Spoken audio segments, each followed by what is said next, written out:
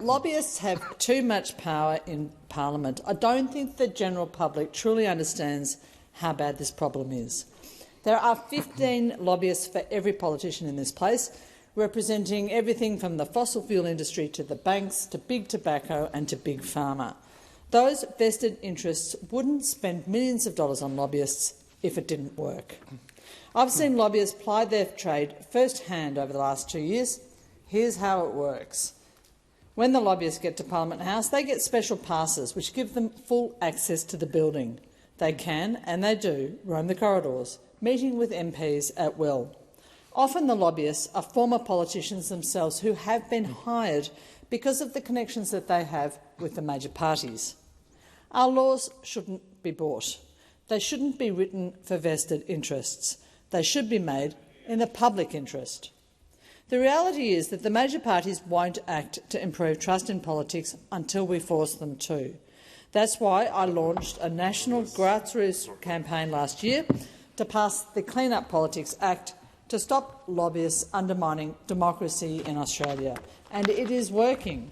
The campaign is supported by peak integrity bodies, industry groups, and most importantly, it has garnered significant support from the people of Kooyong and other electorates around Australia.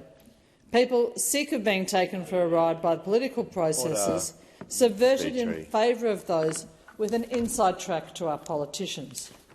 We have now secured a Senate inquiry into lobbying because thousands of people around Australia stood up and demanded that the government finally regulate lobbying.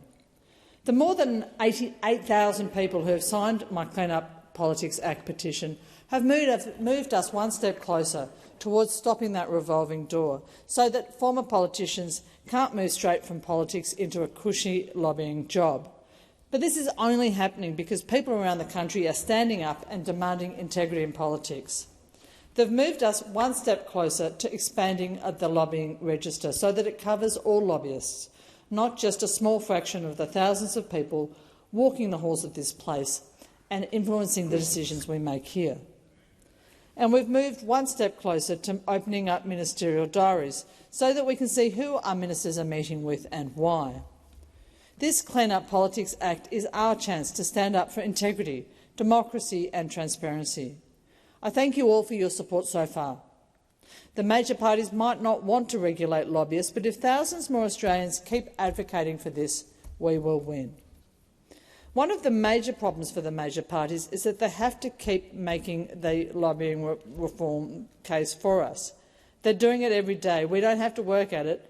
The major political parties are laying it all out for us. Just last week, the member for Cook told us that he was resigning from Parliament.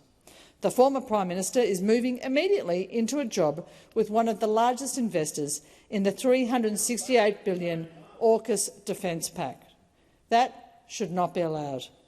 Speaker, no politician should make decisions at the top levels of government, in some cases in as many as 5 ministries, and then go straight into helping a private organisation profit from those decisions.